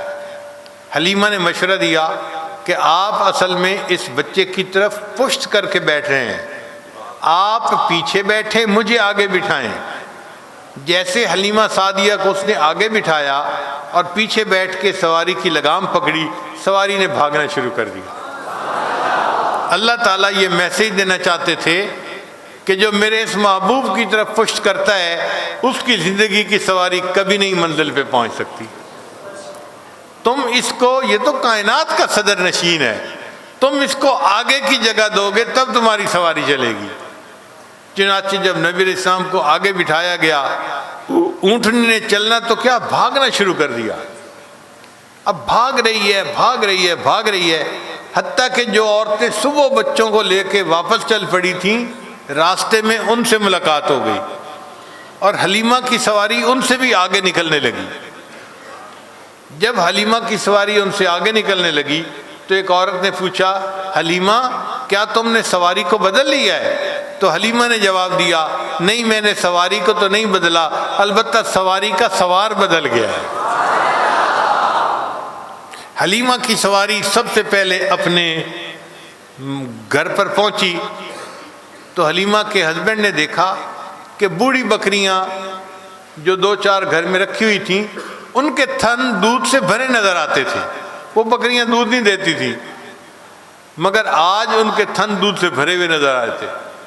تو خاوند نے کہا حلیمہ جلدی برتن لاؤ، میں بکریوں کا دودھ نکال لوں۔ جتنے برتن گھر میں تھے حلیمہ لے کے آ گئی، بکریوں نے اتنا دودھ دیا کہ سارے خالی برتن بھر گئے۔ جب اتنی برکت حلیمہ کے خاوند نے دیکھی تو اس نے اپنی بیوی کو کہا کہ مجھے لگتا ہے کہ تم بچہ لے کے آئی ہو، یہ بچہ کوئی بڑا ہی بابرکت ہے، اللہ نے ہمارے گھر کو دودھ سے بھر دیا ہے۔ اللہ نے بعض انبیاء کو محلات کے اندر پرورش دی، جیسے موسیٰ علیہ السلام فرعون کے محل میں پلے، یوسف علیہ السلام عزیز مصر کے محل میں پلے۔ اللہ تعالیٰ چاہتے تو نبی علیہ السلام کو بھی محل میں پال سکتے تھے، مگر اللہ نے اس کو حلیمہ کے غربت قدے میں پال کے دکھا دیا کہ دیکھو اگر اس گھر میں کوئی تمہیں برکتیں نظر آئیں گی تو یہ برکتیں میرے محبوب صلی اللہ علیہ وسلم کی وجہ سے ہوں گی۔ عورتیں حلیمہ سے پوچھتی حلیمہ تم اپنی بکریاں کہاں چراتی ہو؟ بھئی فلاں جگہ پہ چراتی ہیں۔ تو دوسرے قبیلے کی عورتیں بھی اپنی بکریوں کو وہاں چرنے کے لیے بھیجتی کہ شاید وہاں کوئی پودا جڑی بوٹی ایسی ہو جس کو کھا کے بکری زیادہ دودھ دیتی ہے۔ ان کی بکریاں وہاں چرتی مگر وہ اتنا دودھ نہیں دیتی تھیں جتنا حلیمہ کی بکریاں دودھ زیادہ دیتی تھیں۔ اور حلیمہ ایک اور بات محسوس کرتی تھی کہ اس کے پاس ایک اور بچہ بھی تھا جس کو وہ پال رہی تھی، تو جس بچے کو اب لے کر آئی تھی جس کا نام محمد تھا، یہ بچہ ہمیشہ اپنی والدہ کے سینے کے ایک طرف سے دودھ پیتا تھا، دوسری طرف وہ منہ ہی نہیں لگاتا تھا۔ تو حلیمہ کو بات سمجھ میں نہیں آتی تھی، لیکن آج یہ بات سمجھ میں آتی ہے کہ آپ صلی اللہ علیہ وسلم کو اللہ نے بچپن ہی میں یہ نعمت دے دی تھی کہ دو بچے پل رہے تھے تو سینے کی ایک طرف سے ایک بچہ دودھ پیتا تھا اور دوسری طرف سے دوسرا دودھ پیتا تھا، تاکہ ایسا نہ ہو کہ ایک کا حصہ دوسرے کا پی جانا اس پر الزام لگ سکے۔ اللہ نے اپنے محبوب کو اس الزام سے ہی بری فرما دیا۔ تو محبوب صلی اللہ علیہ وسلم ہمیشہ والدہ کے ایک طرف سے دودھ پیتے تھے۔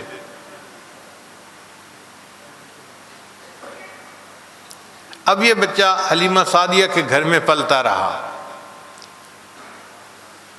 حلیمہ سعدیہ بھی کتنی مقدر والی ہے، اس پر کسی نے ہماری علاقائی زبان میں اشعار لکھے ہیں، امید ہے بہت سارے حضرات تو سمجھ لیں گے، ورنہ میں اس کا کچھ اردو بھی ترجمہ کر دوں گا۔ حلیمہ میں تیرے مقدرہ تو صدقے، تو مدنی دا جھولا جھلیندی بھی ہو سے۔ حلیمہ میں تیرے مقدروں پہ صدقے جاؤں کہ تو مدنی کا جھولا بھی جھلاتی ہوگی۔ کتنی خوش نصیب ہے تو، اللہ نے تیرے مقدر کیسے بنائے۔ حلیمہ میں تیرے مقدراں تو صدقے تو مدنی دا جھولا جھلیندی بھی ہو سے۔ نی انگلی نفا کے تو ویڑے دے اندر خدا دے سجن نو ٹریندی بھی ہو سے۔ چھوٹے بچے کو ماں انگلی پکڑ کے اپنے گھر کے سین میں چلنا سکھاتی ہے، تو وہ کہتے ہیں کہ تو اللہ کے سجن کو، اللہ کے محبوب کو انگلی پکڑ کے اپنے سینے میں چلنا سکھاتی تھی۔ حلیمہ میں تیرے مقدروں پہ قربان جاؤں۔ نی عرشاں دا چن ہے کھلاونا بھی جس دا تو اس بے مثل نو کھڈیندی بھی ہو سے۔ حلیمہ جس کے لیے اللہ نے عرش کے چاند کو کھلونا بنا دیا، تو اس بے مثل کو جو ہے اپنے سین کے اندر اپنے ساتھ کھلاتی بھی ہوگی۔ تیرے مقدر اللہ نے کیسے بنائے۔ نوا کے دھوا کے تے ویڑے دے اندر، نوا کے دھوا کے تے سرما بھی پا کے تے تھوڑی ہلا کے ہسیندی بھی ہو سے۔ ہمارے ہاں جب چھوٹے بچے کو ماں نہلاتی ہے نا، پھر اس کو سرما ڈالتی ہے، اس کے بال سنوارتی ہے، کپڑے پہناتی ہے، تو ماں خود محبت کی نظر سے دیکھ رہی ہوتی ہے، ماں کی اپنی نظر لگ جاتی ہے بچے کو، تو مائیں ڈرتی ہیں کہ بچے کو نظر نہ لگ جائے، تو وہ پھر اس کو ہلاتی ہیں اس کی تھوڑی پکڑ کے کہ بچہ ذرا ہنس کے دکھا تاکہ نظر اتر جائے۔ یہ ایک عادت بنی ہوئی ہے۔ تو اس کی طرف شاعر نے اشارہ کیا کہ حلیمہ تو اس بچے کو نہلاتی ہوگی، کپڑے پہناتی ہوگی، سرما ڈالتی ہوگی، اور پھر اتنے خوبصورت بچے کو تو کہتی ہوگی ذرا ہنس کے دکھا، تو تجھے ان کے حسن کے دیکھنے کا کتنا مزہ آتا ہوگا۔ زمانے دی تتیاں ہواواں دے کولوں، نبوت دے پھل نو لکیندی بھی ہو سے، اور زمانے کی گرم ہواؤں سے نبوت کے اس پھل کو تو بچاتی بھی ہوگی۔ تو کتنی خوش نصیب ہے۔ کدی نال تیرے نزاکت سونا اور رسدہ بھی ہو سی منیندی بھی ہو سے۔ یہ چھوٹے بچے کبھی کبھی اپنی ماں سے ناز انداز میں روٹھ جاتے ہیں، تو ان کی مائیں ان کو مناتی ہیں، بیٹا اماں سے روٹھا نہیں کرتے، بیٹا کیوں خفا ہو گئے اپنی اماں سے، کیوں نہیں بات مان رہے، کیوں نہیں بات سن رہے، کیوں نہیں ریسپونڈ کر رہے۔ تو مائیں اپنے بچے کو مناتی ہیں۔ تو شاعر کہتا ہے حلیمہ سعدیہ تو کتنی خوش نصیب ہے، اگر یہ خوبصورت بچہ کبھی تو اس سے ناراض ہو جاتا ہوگا تو وہ کیسا لمحہ ہوتا ہوگا کہ تو پیار سے اس کو منا رہی ہوتی ہوگی۔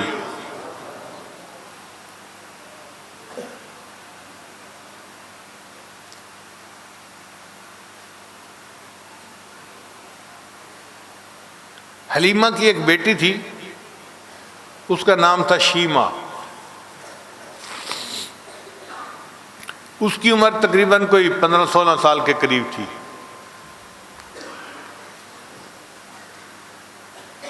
اس کے ذمے تھا بکریاں چرانا، چنانچہ وہ اپنی بکریوں کو لے کے روزانہ باہر جاتی تھی اور بکریاں چرا کے واپس لاتی تھی۔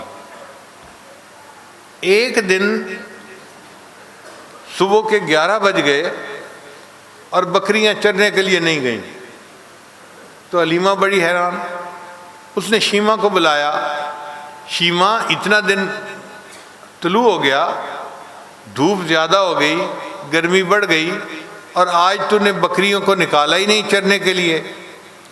تو شیمہ نے جواب دیا، امی گرمی بہت زیادہ ہے اور بکریوں کی تعداد بھی زیادہ ہے، اور میں اکیلی ان کے پیچھے بھاگ بھاگ کے تھک جاتی ہوں، میں اکیلی نہیں جا سکتی بکریاں چرانے کے لیے۔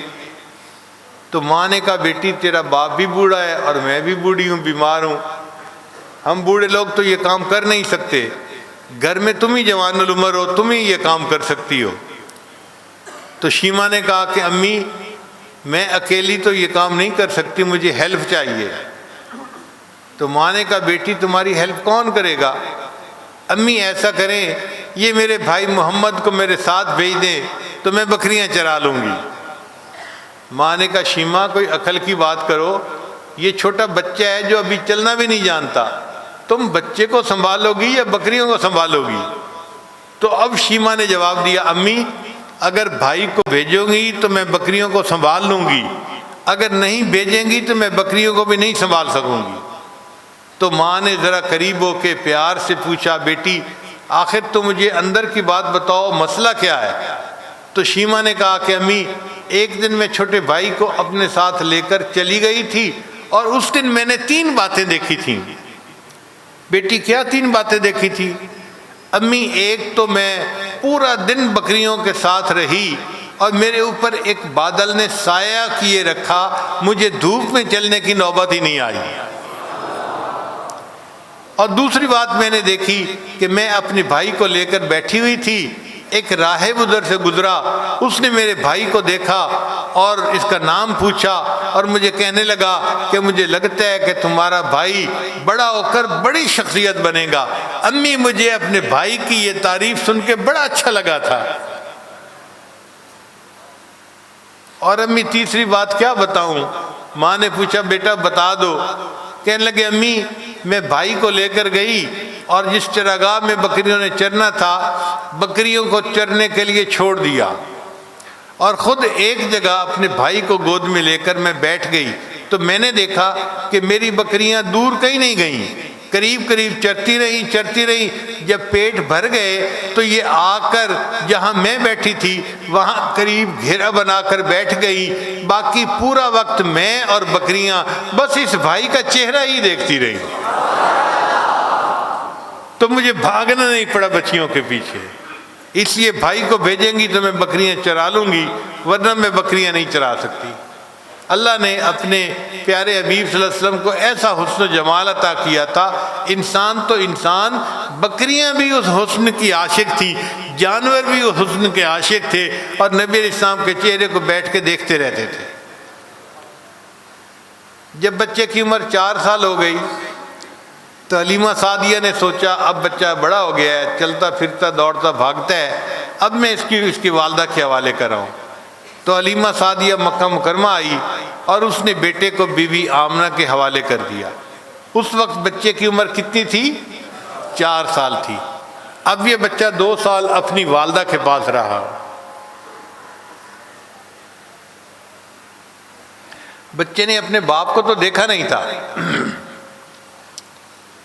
اپنے والد گرامی کو تو دیکھا نہیں تھا، تو بچے کی تمام محبتوں کا مرکز اس کی ماں تھی، یعنی باپ والی محبت بھی ماں سے تھی اور ماں والی محبت بھی ماں سے تھی۔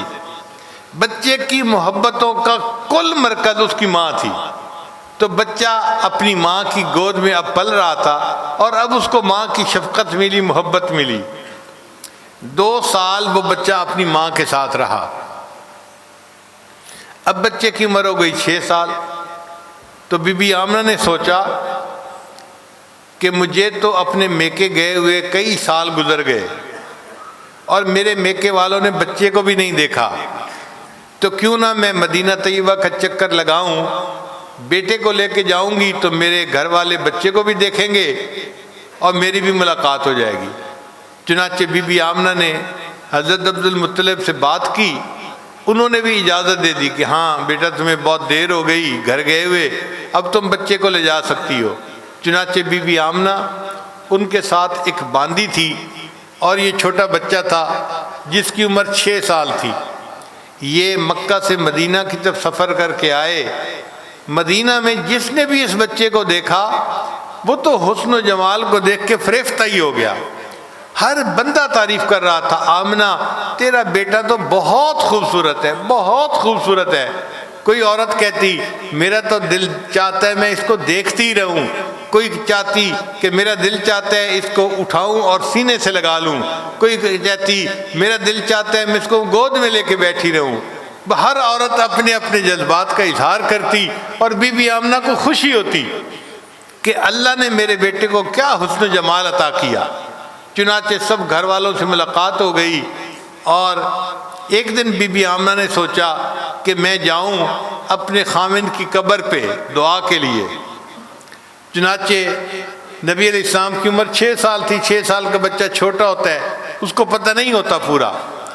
چنانچہ انہوں نے بچے کو ساتھ لیا اور ساتھ لے کر ایک قبر پر گئی۔ حضرت عبداللہ کی قبر جہاں مسجد نبی کا محراب والی سائیڈ ہے نا، وہاں رائٹ سائیڈ پر ایک جگہ ہے جو علماء جانتے ہیں۔ اب وہ جگہ حرم نبی کے اندر آ گئی ہے، پہلے مدینہ سے باہر ہوتی تھی، تو بہرحال وہاں قبر بنی ہوئی تھی۔ تو بی بی آمنہ آئیں اور اس قبر کے قریب کھڑے ہو کر وہ پتہ نہیں اپنے دل میں کیا سوچتی رہیں، مگر ان کی آنکھوں سے آنسو ٹپکنے لگے۔ ہم اپنے دل میں سوچیں نا کہ بی بی آمنہ کیا سوچ رہی ہوں گی، تو دل کہتا ہے کہ بی بی آمنہ دل میں حضرت عبداللہ سے ہم کلامی کر رہی ہوں گی کہ آپ تو مجھ سے وعدہ کر کے گئے تھے کہ جب میں لوٹ کے شام کے سفر سے واپس آؤں گا، آمنہ تم نے دروازے کے قریب میرا استقبال کرنا ہے۔ اور عبداللہ میں تو سارا دن انتظار میں بیٹھی رہی، آپ نہ آئے، اور آپ نے تو مدینے میں ہی ڈیرے لگا لیے، اور آپ نے تو اس امانت کو بھی نہیں دیکھا جو اللہ نے میرے سپرد کی تھی۔ کاش آپ اس وقت زندہ ہوتے اور میرے بیٹے کے حسن جمال کو دیکھتے تو آپ کا دل خوش ہو جاتا۔ ابھی بھی آمنہ جب یہ باتیں سوچ رہی ہوں گی تو ان کی آنکھوں میں آنسو آ گئے ہوں گے۔ نبی اسلام فرماتے ہیں کہ مجھے یہ نہیں پتا کہ میری والدہ کیوں رو رہی تھی، بس اتنا یاد ہے کہ اپنی والدہ کو روتے دیکھ کر میں بچہ تھا، میں بھی رونے لگ گیا۔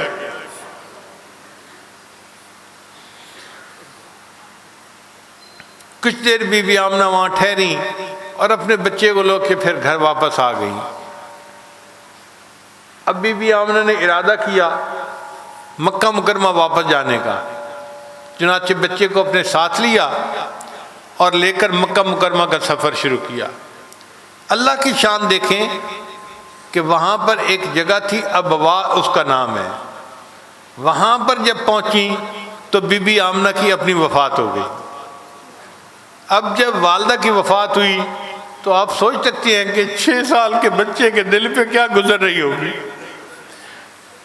پہلے اس کی ساری محبتوں کا مرکز صرف اس کی ماں تھی، والد کو تو دیکھ ہی نہ پایا یہ بچہ، اور آج جس ماں کے اندر تمام محبتیں جمع تھی وہ ماں بھی وفات پا گئی۔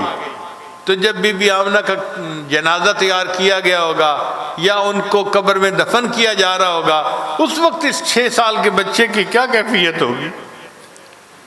اس کی آنکھیں نہیں، اس کا دل رو رہا ہوگا۔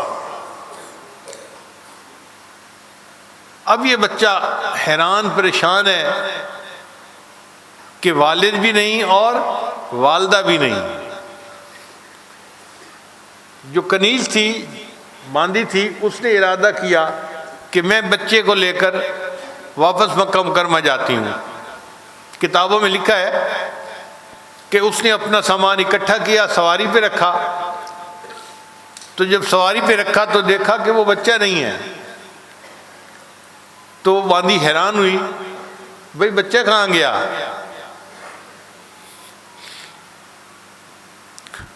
تو بچے کو ڈھونڈنے نکلے تو وہ بچہ وہاں سے دوڑ کر اپنی والدہ کی قبر کے قریب آ کر بیٹھا ہوا تھا۔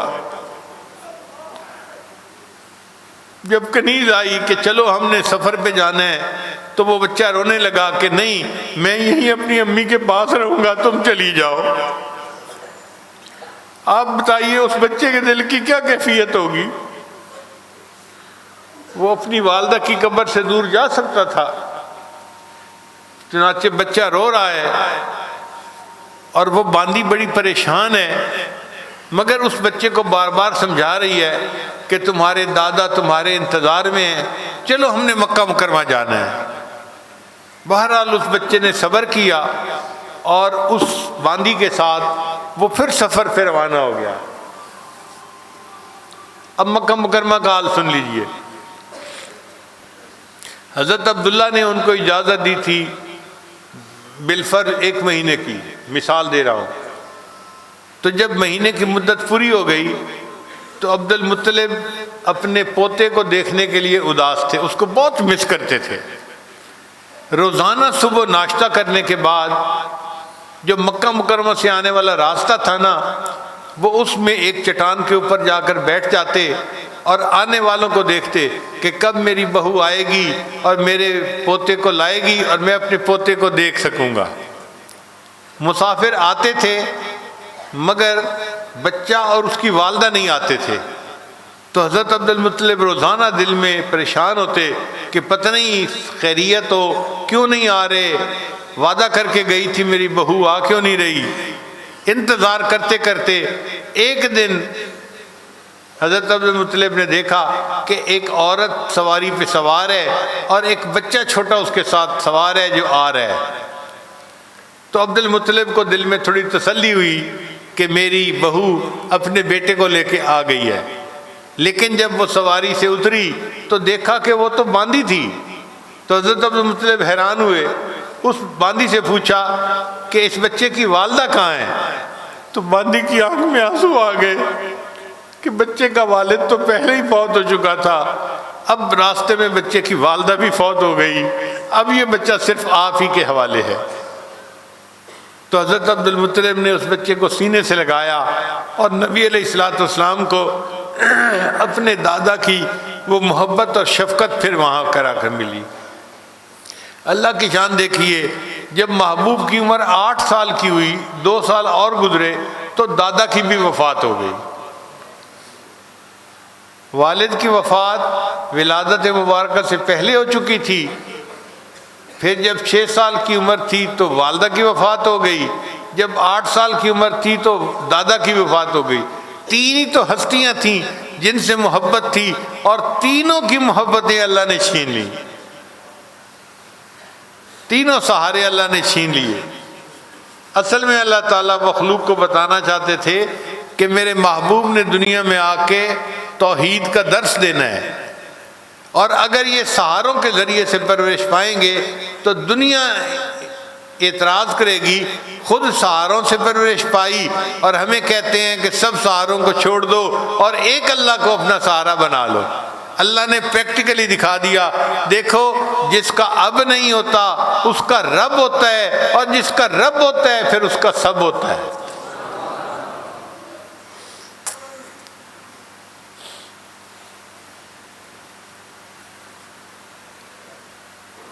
پھر نبی علیہ الصلوۃ والسلام کے دادا کی وفات کے بعد آپ اپنے چچا ابو طالب کے پاس رہے، ان کی سرپرستی میں رہے۔ جب آپ کی عمر مبارک 25 سال ہوئی تو اس وقت آپ کا نکاح ہوا، اور ابو طالب نے آپ کے نکاح کا خطبہ پڑھا۔ پھر جب نبی علیہ السلام کی عمر مبارک 40 سال ہوئی تو آپ صلی اللہ علیہ وسلم غار حرا میں تشریف لے جاتے تھے اور وہاں بیٹھ کر اللہ کی عبادت کیا کرتے تھے۔ غار حرا میں کیا عبادت تھی؟ قرآن تو ابھی اترا نہیں تھا، نماز تو ابھی فرض ہوئی نہیں تھی، تو جب نہ نماز تھی نہ قرآن تھا تو غار حرا میں کون سی عبادت کرتے تھے؟ کبھی سوچا آپ نے؟ محدثین نے لکھا ہے کہ اللہ کی آیات میں تفکر کیا کرتے تھے، اللہ کا ذکر بیٹھ کر کیا کرتے تھے۔ تو نبی علیہ السلام غار حرا میں بیٹھ کر گویا مراقبہ کیا کرتے تھے، اللہ کو یاد کیا کرتے تھے، یہی آپ کی عبادت تھی۔ تو اس وقت قرآن مجید اترنا شروع ہوا اور نبی علیہ السلام کو اللہ نے نبوت کے اظہار کا حکم فرمایا۔ چنانچہ نبی علیہ السلام تشریف لائے مکہ مکرمہ میں اور نبوت کا اظہار فرمایا۔ آپ کی بیوی خدیجہ الکبریٰ رضی اللہ تعالیٰ عنہ آپ پر فوراً ایمان لے آئیں، پھر حضرت زید لانو ایمان لے آئے، حضرت علی لانو ایمان لے آئے، دوستوں میں سب سے پہلے سیدنا صدیق اکبر لانو ایمان لائے۔ لوگوں نے کہا کہ جی گھر کے لوگ تو بات مان ہی لیتے ہیں اپنے جو ہوتے ہیں، اس لیے بیوی کا ایمان لانا یا بچے کا لانا یا غلام کا لانا یا کزن کا لانا وہ کوئی حیثیت نہیں رکھتا۔ اصل بات یہ ہے کہ ان کے دوستوں میں سے جو ایک وقت کے بزنس مین تھے، ایک معزز بندے تھے کراچی کے جو سردار شمار کیے جاتے تھے، سیدنا صدیق اکبر لانو، وہ ایمان لائے۔ اس لیے صدیق لانو جو ہے وہ ایمان لانے میں امت میں سب سے اول نمبر پر کہلائے۔ ان کے ایمان کی ایک وقت تھی، اس لیے ابو بکر صدیق لانو کے بارے میں کہا جاتا ہے کہ جی سب سے پہلے وہ ایمان لے آئے۔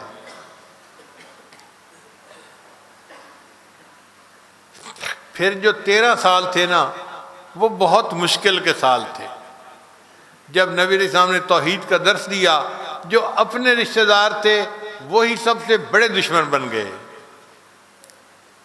دیکھا جو تیر کھا کے کمی گاہ کی طرف، دیکھا جو تیر کھا کے کمی گاہ کی طرف، اپنے ہی دوستوں سے ملاقات ہو گئی. اپنے ہی رشتہ دار تھے جو آپ صلی اللہ علیہ وسلم کی جان کے دشمن ہو گئے. ابو جہل بھی رشتہ دار تھا، ابو لہب بھی رشتہ دار تھا، اور ابو لہب کی بیوی جو تھی وہ تو آپ کی چچی تھی، وہ سب سے بڑی مخالف تھی. ایسی بدبخت عورت تھی، نبی علیہ السلام کو بہت ایذا پہنچاتی تھی. تو آپ صلی اللہ علیہ وسلم کو وہاں 13 سال تکالیف برداشت کرنی پڑی. پھر اللہ نے آپ کو ہجرت کا حکم عطا فرمایا تو آپ صلی اللہ علیہ وسلم نے مکہ مکرمہ سے مدینہ کی طرف ہجرت فرمائی. پھر مدینہ میں نبی علیہ السلام کو اللہ نے عجیب شان عطا فرمائی. بدر کی جنگ میں فتح عطا ہوئی اور کفار گھٹتے رہے، مسلمان بڑھتے رہے. اور اللہ نے جو وعدہ کیا تھا ان الذی فرض علیک القرآن لرادک الی معاد، تو اللہ نے ایک وہ دن بھی دکھایا جب نبی علیہ السلام یعنی مکہ مکرمہ میں فاتح بن کر داخل ہوئے. اب جب مکہ مکرمہ فتح ہو گیا تو مکہ مکرمہ کے سارے جو قریش کے سردار تھے وہ سر جھکا کے نبی علیہ السلام کے سامنے بیٹھے ہیں.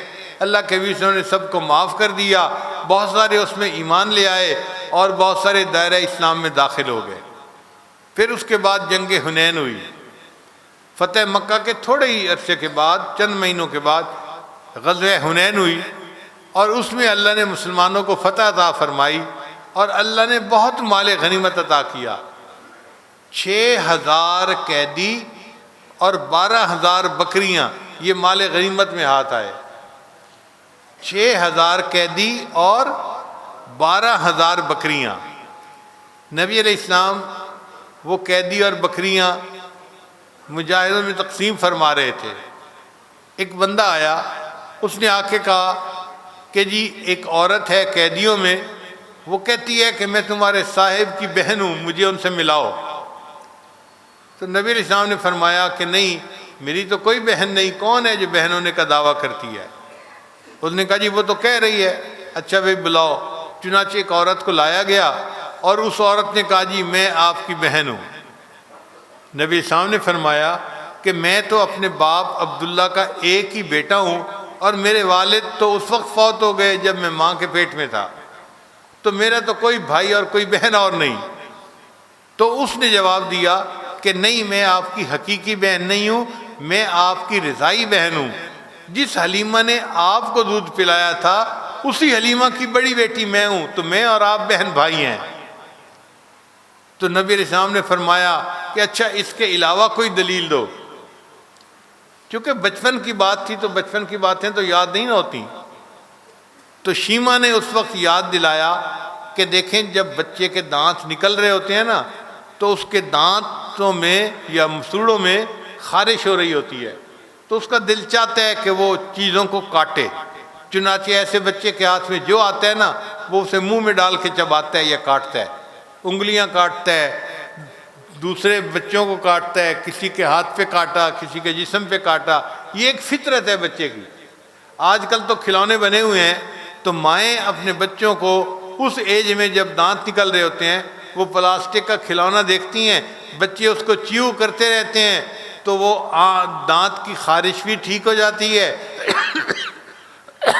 اور کسی دوسرے کو کاٹنے کی نوبت بھی نہیں آتی.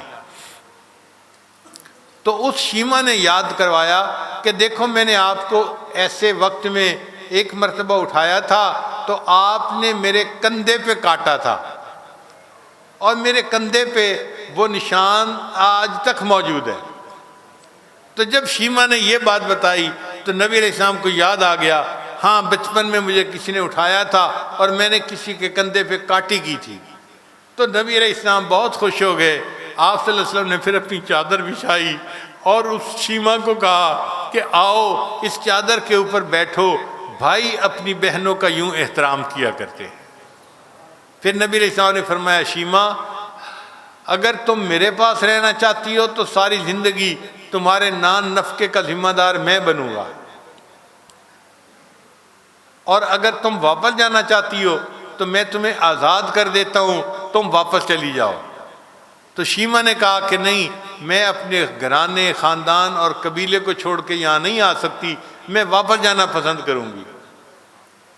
جب نبی علیہ السلام نے اپنی بہن کو آزاد کر دیا تو شیما کہنے لگی میں واپس جاؤں گی تو گاؤں والے مجھے تانا دیں گے کہ اپنے بھائی سے خود تو آزاد ہو کے آ گئی اور گاؤں کے باقی قیدیوں کو آزاد نہیں کروایا۔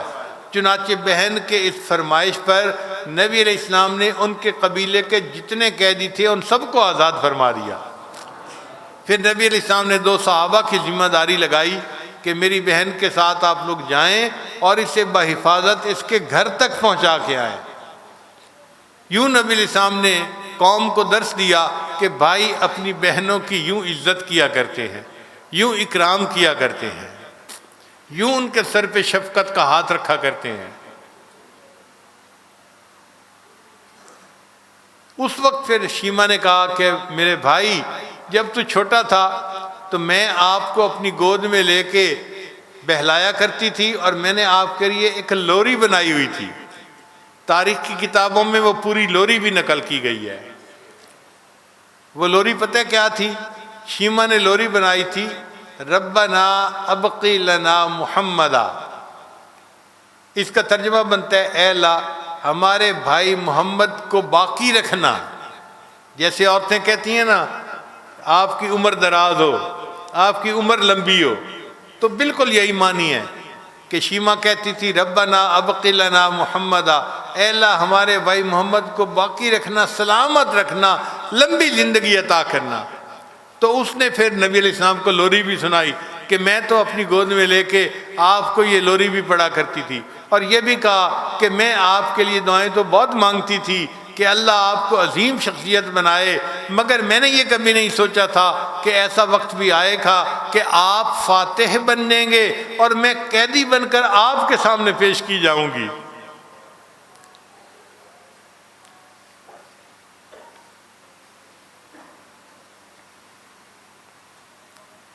اے رسول امی خاتم المرسلین، تجھ سا کوئی نہیں، تجھ سا کوئی نہیں، تیرا سکہ رواں کل جہاں میں ہوا، اس زمین میں ہوا، آسمان میں ہوا، کیا عرب کیا عجم سب ہیں زیر نگیں، تجھ سا کوئی نہیں، تجھ سا کوئی نہیں۔ اللہ نے اپنے محبوب صلی اللہ علیہ وسلم کو دین اور دنیا ہر چیز کی شاہی عطا فرما دی۔ اللہ نے اپنے محبوب صلی اللہ علیہ وسلم کو ہر صفت عطا فرما کر دنیا میں بھیجا۔ جو صفت بندے کے اندر پاسبل ہو سکتی ہے نا، اللہ نے ہر وہ صفت اپنے محبوب کو دے کر دنیا میں بھیجا۔ چنانچہ ایک نقطہ یاد رکھیے کہ عربی زبان کے جتنے حروف ہیں، عربی زبان کے جتنے حروف ہیں اور ان حروف سے جتنے صفاتی نام بنتے ہیں، اللہ نے اپنے محبوب صلی اللہ علیہ وسلم کو وہ تمام صفات عطا فرما کر بھیجا۔ چنانچہ نبی علیہ السلام جب دنیا میں تشریف لائے، الف بولی احمد آ گئے، امی آ گئے، اولا آ گئے، ابتہی آ گئے، دنیا میں امین آ گئے، اول آ گئے، با بولی دنیا میں بشیر آ گئے، باطن آ گئے، تا بولی دنیا میں تنویر آ گئے، تہامی آ گئے، سا بولی دنیا میں ثاقب آ گئے، جیم بولی دنیا میں جواد آ گئے، جمیل آ گئے، ہا بولی دنیا میں حبیب آ گئے، حافظ آ گئے، حامد آ گئے، حکیم آ گئے، حجازی آ گئے، حبیب آ گئے، حافر آ گئے، حق آ گئے، حاشر آ گئے، خا بولا دنیا میں خاتم النبیین آ گئے، خاشع آ گئے، خلیل آ گئے، واو بولی دائل بولی دنیا میں دائی آ گئے، زال بولی دنیا میں زکی آ گئے، را بولی دنیا میں رسول آ گئے، رحمت للعالمین آ گئے، رشید آ گئے، رفیق آ گئے، رفوف آ گئے، رحیم آ گئے، زا بولی دنیا میں زائر آ گئے، سین بولی دنیا میں سید آ گئے، سراج آ گئے، شین بولی دنیا میں شافع آ گئے، شکور آ گئے، شہید آ گئے، شہیر آ گئے، صاد بولی دنیا میں صفی اللہ آ گئے، ضاد بولی دنیا میں ضامن آ گئے، تا بولی دنیا میں طیب آ گئے، طاہر آ گئے، طٰہٰ آ گئے، توسین آ گئے، ذا بولی دنیا میں ظاہر آ گئے، عین بولی دنیا میں عبداللہ آ گئے، عزیز آ گئے، عادل آ گئے، غین بولی دنیا میں غیور آ گئے، فا بولی دنیا میں فاتح آ گئے، قاف نے کہا دنیا میں قاسم آ گئے، قاری آ گئے، قوی آ گئے، قریشی آ گئے، قریب آ گئے، چھوٹی کاف بولی دنیا میں کفیل آ گئے، کامل آ گئے، لام بولی دنیا میں لعیق آ گئے، میم بولی دنیا میں محمد آ گئے، محمود آ گئے، مدثر آ گئے، مزمل آ گئے، دنیا میں مجیب آ گئے، دنیا میں مصطفیٰ آ گئے، منصور آ گئے، دنیا میں مجتبیٰ آ گئے، نون بولا دنیا میں ندیم آ گئے، نذیر آ گئے، ناشر آ گئے، ناصر آ گئے، واو بولی دنیا میں وکیل آ گئے، ولی آ گئے، ہا بولی دنیا کے اندر ہادی آ گئے، ہاشمی آ گئے، حمزہ بولا دنیا میں آخر آ گئے، عامر آ گئے، یا بولی دنیا میں یاسین آ گئے، یتیم آ گئے، قرآن مجید بولا الم یجد کا یتیمن فآوا، اے محبوب ہم نے آپ کو یتیم پایا اور ہم نے آپ کو ٹھکانہ عطا کیا۔ اس لیے میرے آقا صلی اللہ علیہ وسلم کو یتیم سے بہت محبت تھی۔ آپ صلی اللہ علیہ وسلم جہاں یتیم کو دیکھ لیتے تھے خاص محبت کا اس کے ساتھ اظہار فرمایا کرتے تھے۔ حدیث پاک میں آتا ہے عید کا دن تھا، نبی علیہ السلام تیاری کر کے عیدگاہ جا رہے تھے نماز پڑھانے کے لیے۔ گلی میں کچھ بچے کھیل رہے تھے، سب نہائے دھوئے ہوئے، اچھے کپڑے پہنے ہوئے، خوش نظر آتے تھے۔ جب آگے بڑھے تو نبی علیہ السلام نے ایک بچے کو دیکھا جو بہت اداس ایک دروازے کے اوپر بیٹھا ہوا ہے۔ تو میرے آقا صلی اللہ علیہ وسلم کے بڑھتے ہوئے قدم رک گئے۔ آپ نے اس سے سلام کیا اور پوچھا کہ بچے تم یہاں کیوں بیٹھے ہو، بڑے اداس نظر آ رہے ہو؟ اس نے کہا اللہ کے حبیب صلی اللہ علیہ وسلم میں یتیم مدینہ ہوں، آج میرا باپ زندہ نہیں ہے جو میرے لیے اچھے کپڑے لاتا اور میری والدہ مجھے نہلا کے کپڑے پہناتی، میں نے کپڑے بھی نہیں پہنے ہوئے اور میں اپنے والد کو یاد کر کے غمگین اس جگہ پہ بیٹھا ہوا ہوں۔ نبی علیہ السلام نے اس بچے کو کہا کہ اچھا اگر تمہارے والد نہیں ہیں تو آؤ میرے ساتھ، میں تمہیں عید کی نماز کے لیے لے چلتا ہوں۔ نبی علیہ السلام اس بچے کو گھر لائے اور سیدہ صدیقہ عنہا کو حکم دیا کہ عائشہ اس بچے کو نہلا دو۔ اس بچے کی عمر سیدنا حسن اور حسین کے بالکل قریب کی تھی، چھوٹا بچہ تھا۔ ام المومنین نے اس بچے کو نہلا دیا۔ اتنی دیر میں نبی علیہ السلام نے سیدہ فاطمہ الزہرا عنہا کو پیغام بھیجا کہ حسن و حسین میں سے کسی کے اگر اچھے کپڑے پڑے ہوں سپیئر تو بھیج دیجئے۔ انہوں نے ایک سپیئر جوڑا بھیج دیا۔ جب ام المومنین نے بچے کو نہلا لیا تو نبی علیہ السلام نے فرمایا اس کو عید کے لیے یہ کپڑے پہنا دو۔ چنانچہ وہ کپڑے پہنا دیے گئے، اس بچے کی مانگ نکالی گئی، آنکھ میں سرما ڈالا گیا اور وہ بچہ بالکل تیار ہو گیا۔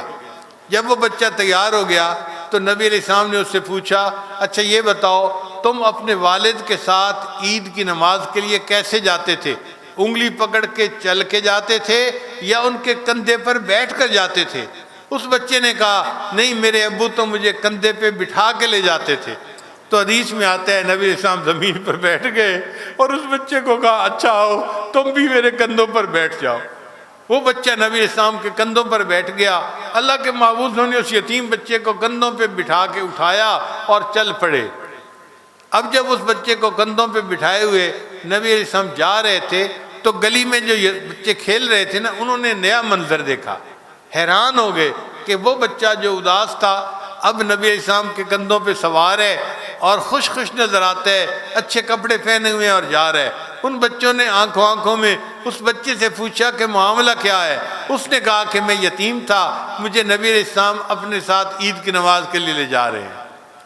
وہ جو بچے کھیل رہے تھے نا ان میں سے ایک بچے نے ٹھنڈی سانس لی اور دل میں اور کہنے لگا کاش کہ میں بھی یتیم ہوتا اور اللہ کے محبوب مجھے بھی کندھوں پہ اٹھا کے عیدگاہ لے جاتے۔